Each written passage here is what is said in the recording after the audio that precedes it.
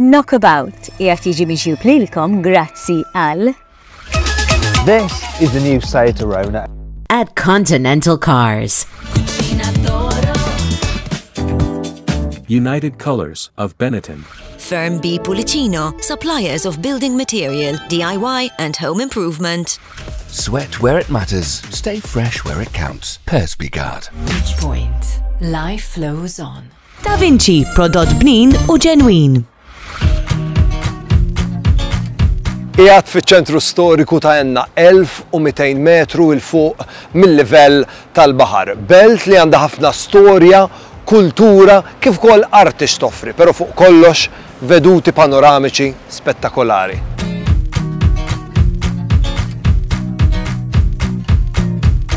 Rocca di Cerere kważi tħares lejha tħallik bla nifs, hija prominenti ma jestuża u imponenti f'tarf il-blat.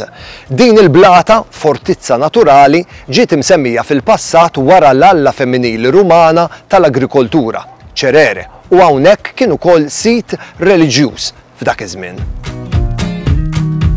Hawnhekk fuq dan il-belveder mill-ewwel tifhem u tapprezza għalfejn Enna tissejjaħ l-Ombelico iż-żokra ta' Sqallija. Għax fil-fatt b'veduti bħal dawn li hawn madwarna mill-ewwel tirrealizza kemm qegħdin fiċ-ċentru ta' din il-gżira. Tirrealizza wkoll għalfejn fil-passat diversi ċiviltajiet tħabtu bil-kbir sabiex ikunu jistgħu jikkonkwistaw din il-belt f'pożizzjoni daqshekk strateġika.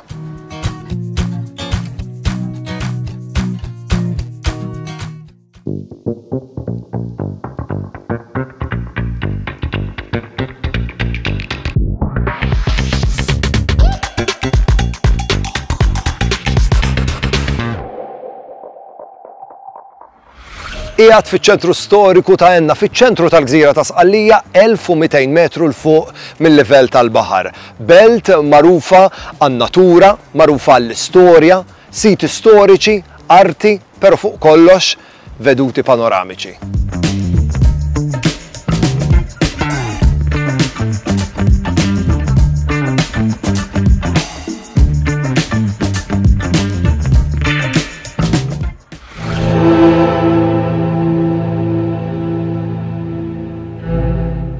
Fil-qalba ta' Sqallija fil-belt antika ta' Enna ta' kull sena, il-ġimgħa l-kbira u l-Għid huma fost l-aktar ġranet interessanti, ċelebrazzjonijiet drammatiċi u affaxxinanti, b'taħlita ta' devozzjoni, storja u spettaklu.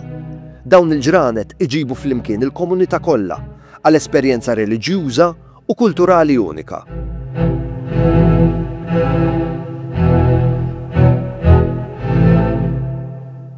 Fil-qalba tal-avvenimenti tal-ġimgħa l-kbira hemm l-għaqdiet tal-fratellanza, għaqdiet li jafu l-oriġini tagħhom lura żmien medjevali. Libsin il-bis tradizzjonali bil-kappun li għatti rashom jirrappreżentaw il-penitenza u jmexxu l-purċissjoni solenni tal-ġimgħa l-kbira.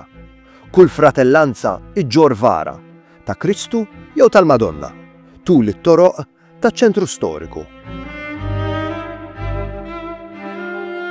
F'jum il-ġimgħa l-kbira l-atmosfera f'Enna tkun solenni kif ukoll affaxxinanti. Il-ħoss tat-tambur b'ritmu kostanti kif ukoll il-ħarsa ta' mijiet ta' fratelli bil-kappun u ċ-ċommotti u jidhru għajnejhom biss joħolqu atmosfera kemm xejn mistika. Storja li tieħdok lura mijiet ta' snin fl-eruq veru Siċiljani. Il-purċissjoni ddum għaddejja sigħat tgħaddi mit-toroq dojoq taċ-ċentru storiku ta' Enna. Kull pass mimli b'ritwali u tifsiriet. Il-vara ta' Kristu Mejjed u l-Madonna Addolorata huma ċ-ċentru tal-avveniment. Jirrappreżentaw il-passjoni u l-għali tal-ġimgħa l-kbira. F'ħadd il-għid l-atmosfera f'Enna tinbidel kompletament. Il-vara tal-Irxoxtu tal-Madonna jerġgħu joħorġu fit-triq, però din id-darba f'atmosfera kbira ta' ċelebrazzjoni, mużika u allegrija. Tifkira qawwija ta' twelid mill-ġdid u tama. Kemm jekk tkun hawn l-purċissjoni tal-ġimgħa l-kbira jew għall-ferħ tal-Għid il-kbir, Enna toffri ħarsa lejn il-wirt spiritwali u kulturali rikk ta' Sqallija. Esperjenza li tibqa' miegħek għal żmien twil wara li titlaq din il-belt.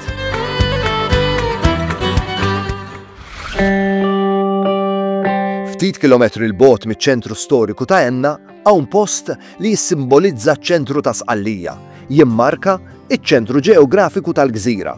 Biex tasal hawn faċli. Tista' suq il-karozza għal madwar 9 minuti jew jekk tħobb il-passiġġiati u timxi hawn mixja pittoreska ta' 30 minuta miċ-ċentru storiku ta' Enna. Biex tasal ħdejn l-Obelix miċ-ċentru storiku ta' Enna huwa faċli. It-triq hija mamra b'numru ta' sinjali u għalhekk l-Obelix jintlaħaq b'mod faċli. Triq li waqt li tkun qiegħed is-suq tgawdi veduti panoramiċi tal-Gżira Siċiljana. U għawek qiegħed eżattament fiċ-ċentru ta' Sqallija. Bil-wieqfa fuq dan il-punt tkun litteralment bil-wieqfa f'nofs eżattament il-Gżira ta' Sqallija. L-Obelisk innifsu huwa struttura sempliċi iżda b'sinifikat b'saħħtu. Monument li jrid ifakkar li Sqallija mhix biss il-punt bejn l-Ewropa u l-Afrika, iżda wkoll art bl-identità unika tagħha stess. Il-faxxinu ta' dan il-post huwa li letteralment tara Sqallija taħtek. Jekk tħares lejn nofsinhar fid-direzzjoni tan-nofsinhar tara il-Valle del Dittano. Filwaqt li mbagħad jekk tħares lejn it-tramuntana tara l-muntanji tan-Nebrodi. Jekk xi darba tkunu Enna kunu ċerti li tippjanaw waqfa hawnhekk ħdejn l-Obelisk, ċentru ta' Sqallija. Mhuwiex sempliċement punt ġeografiku fejn litteralment tkun qiegħed fiċ-ċentru tal-Gżira, però tkun veru fil-qalba tal-Gżira ta' Sqallija. Knockabout jirringrazzja lil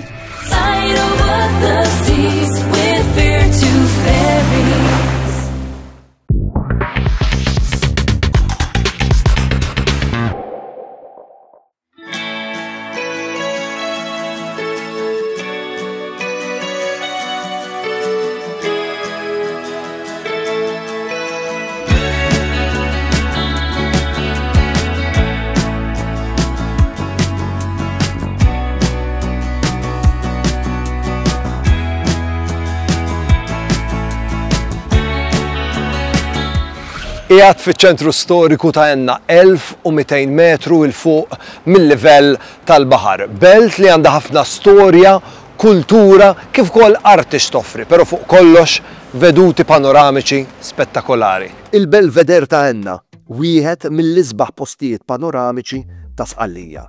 Dan it-terrazzin naturali joffri lil viżitaturi veduti mill-isbaħ tal-oljiet u l-widien tal-Gżira u f'ġurnata b'viżibilità tajba jirnexxilek ukoll tara l-Etna.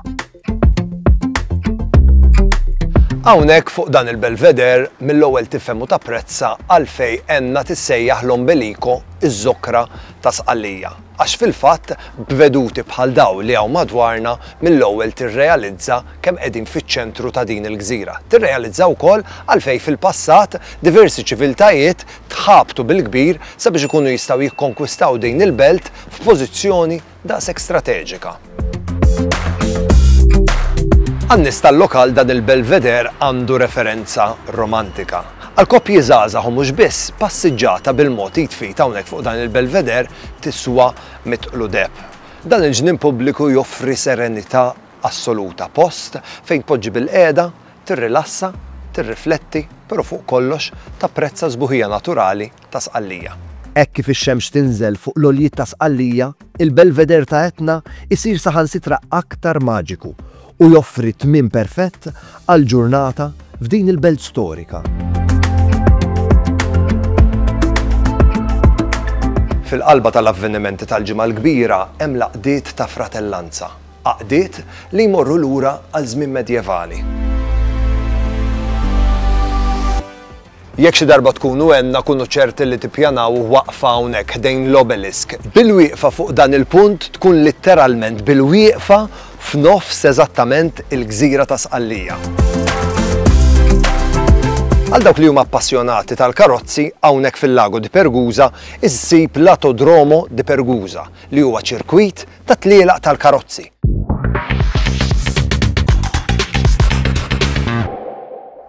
Knockabout qiegħed jiġi mixjub lilkom grazzi għal This is the new Seat Arona at Continental Cars. If it's bacon, it's Fior di Vita. United Colors of Benetton. Firm B Pulicino, suppliers of building material, DIY and home improvement. Sweat where it matters. Stay fresh where it counts. Perspeguard. Point. Life flows on. Da Vinci, prodott bnin u ġenwin. Knockabout, jiġi minn plilkom grazzi għal This is the new Seat Arona. At Continental Cars. United Colors of Benetton. Firm B Pulicino, suppliers of building material, DIY and home improvement. Sweat where it matters. Stay fresh where it counts. Perspeguard. Point. Life flows on. Da Vinci, prodott bnin u ġenwin. Qiegħed fiċ-ċentru storiku ta' Enna 1200 metru il fuq mill-livell tal-baħar. Belt li għandha ħafna storja, kultura, kif ukoll arti x'toffri, però fuq kollox veduti panoramiċi spettakolari.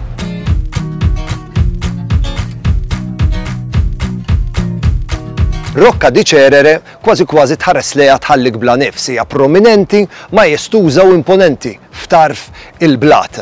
Din il-blata, fortizza naturali, ġiet imsemmija fil-passat wara l-alla femminili Rumana tal-agrikoltura, Cerere, u hawnhekk kien ukoll sit reliġjuż f'dak iż-żmien.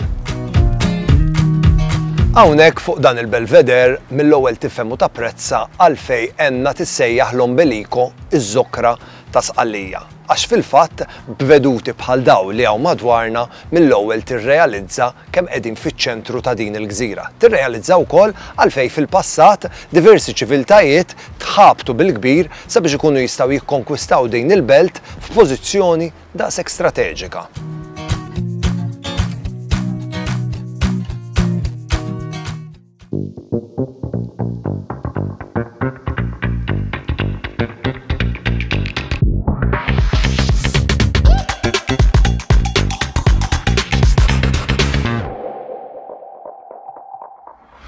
Qiegħed fiċ-ċentru storiku ta' Enna, fiċ-ċentru tal-gżira ta' Sqallija 1200 metru l fuq mill-livell tal-baħar. Belt magħrufa għan-natura, magħrufa għall-istorja, siti storiċi, arti, però fuq kollox veduti panoramiċi.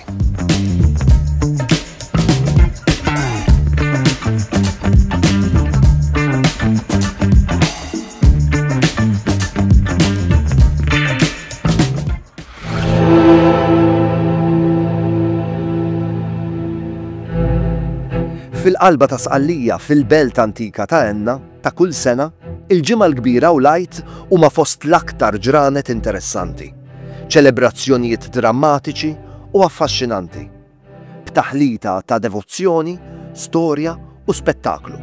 Dawn il-ġranet iġibu flimkien il-komunità kollha għal esperjenza reliġjuża u kulturali unika.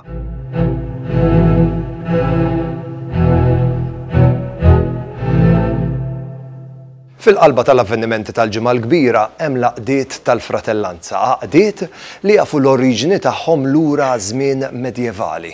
Libsin il-bis tradizzjonali bil-kappun li għatti rashom jirrappreżentaw il-penitenza u jmexxu l-purċissjoni solenni tal-ġimgħa l-kbira. Kull fratellanza iġġor vara ta' Kristu jew tal-Madonna, tul it-toroq taċ-ċentru storiku. F'jum il-ġimgħa l-kbira l-atmosfera f'Enna tkun solenni kif ukoll affaxxinanti. Il-ħoss tat-tambur b'ritmu kostanti kif ukoll il-ħarsa ta' mijiet ta' fratelli bil-kappun u ċ-ċommotti u jidhru għajnejhom biss joħolqu atmosfera kemm xejn mistika. Storja li tieħdok lura mijiet ta' snin fl-eruq veru Siċiljani. Il-purċissjoni ddum għaddejja sigħat tgħaddi mit-toroq dojoq taċ-ċentru storiku ta' Enna. Kull pass mimli b'ritwali u tifsiriet. Il-vara ta' Kristu Mejjed u l-Madonna Addolorata huma ċ-ċentru tal-avveniment. Jirrappreżentaw il-passjoni u l-għali tal-ġimgħa l-kbira. F'ħattilajt l-atmosfera f'Enna tinbidel kompletament. Il-vara tal-irxoxtu tal-Madonna jerġgħu joħorġu fit-triq, però din id-darba f'atmosfera kbira ta' ċelebrazzjoni, mużika u allegrija. Tifkira qawwija ta' twelid mill-ġdid u tama.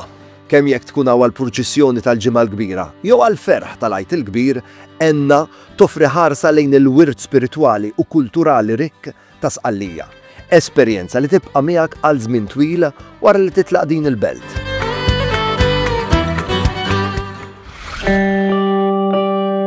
Ftit kilometri l-bogħod miċ-ċentru storiku ta' Enna hawn post li jissimbolizza ċ-ċentru ta' Sqallija, jimmarka iċ-ċentru ġeografiku tal-gżira. Biex tasal hawn faċli. Tista' suq il-karozza għal madwar 9 minuti jew jekk tħobb il-passiġġati u timxi hawn mixja pittoreska ta' 30 minuta miċ-ċentru storiku ta' Enna. Biex tasal ħdejn l-Obelix miċ-ċentru storiku ta' Enna huwa faċli. It-triq hija magħmra b'numru ta' sinjali u għalhekk l-Obelix jintlaħaq b'mod faċli. Triq li waqt li tkun qiegħed is-suq tgawdi veduti panoramiċi tal-Gżira Siċiljana. U għawek qiegħed eżattament fiċ-ċentru ta' Sqallija. Bil-wieqfa fuq dan il-punt tkun litteralment bil-wieqfa f'nofs eżattament il-Gżira ta' Sqallija. L-Obelisk innifsu huwa struttura sempliċi iżda b'sinifikat b'saħħtu. Monument li jrid ifakkar li Sqallija mhix biss il-punt bejn l-Ewropa u l-Afrika, iżda wkoll art bl-identità unika tagħha stess. Il-faxxinu ta' dan il-post huwa li letteralment tara Sqallija taħtek. Jekk tħares lejn nofsinhar fid-direzzjoni tan-nofsinhar tara il-Valle del Dittano, filwaqt li mbagħad jekk tħares lejn it-tramuntana tara l-muntanji tan-Nebrodi. Jekk xi darba tkunu Enna kunu ċerti li tippjanaw waqfa hawnhekk ħdejn l-Obelisk, ċentru ta' Sqallija. Mhuwiex sempliċement punt ġeografiku fejn letteralment tkun qiegħed fiċ-ċentru tal-gżira, però tkun veru fil-qalba tal-Gżira ta' Sqallija. Knockabout jirringrazzja lil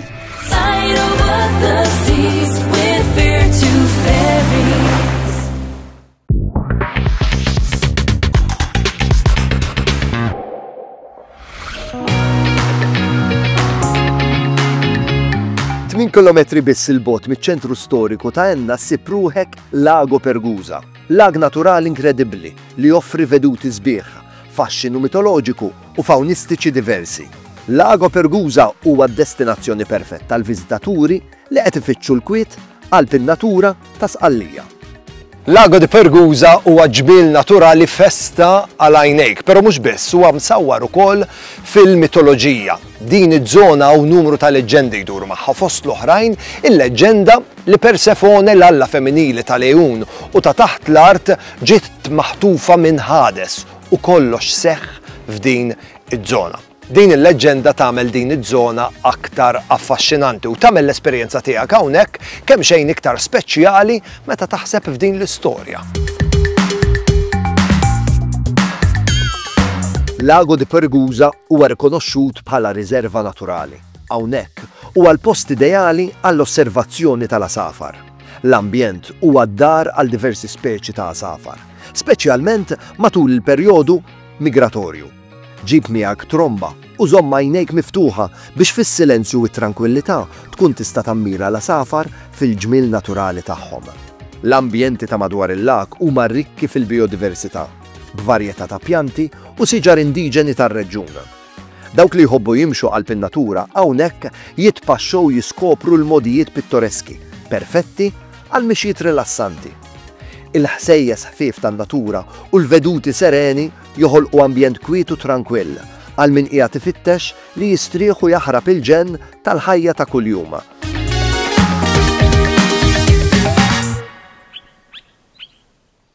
Għal dawk li huma appassjonati tal-karozzi hawnhekk fil-Lago di Pergusa issib l-Autodromo di Pergusa li huwa ċirkwit ta' tlielaq tal-karozzi mimli adrenalina. Fatt sabiħ li kompli jżid mal-faxxinu taż-żona għax huwa taħlita ta' adrenalina tal-motorsport flimkien mal-ġmiel naturali.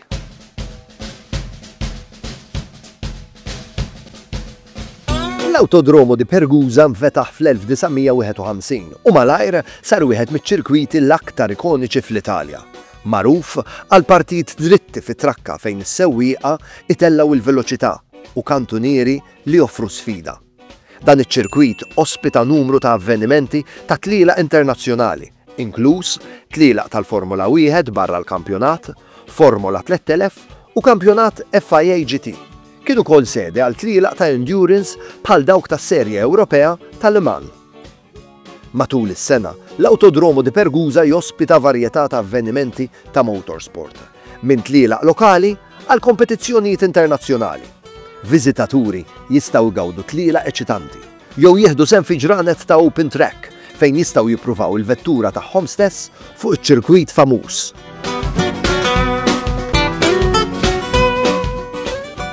Lago di Pergusa joffri taħlita unika ta' eċitament tal-motorsport imħallat ma' sbuħija u tranquillità tan-natura. Kemm jekk inti qiegħed tfittex adrenalina bl-isport u bil-veloċità tal-motorsport jew inkella jekk sempliċement qed tfittex ħin biex tirrilassa fi tranquillità u fil-ġmil naturali, żgur li Lago di Pergusa ser isib post speċjali f'qalbek.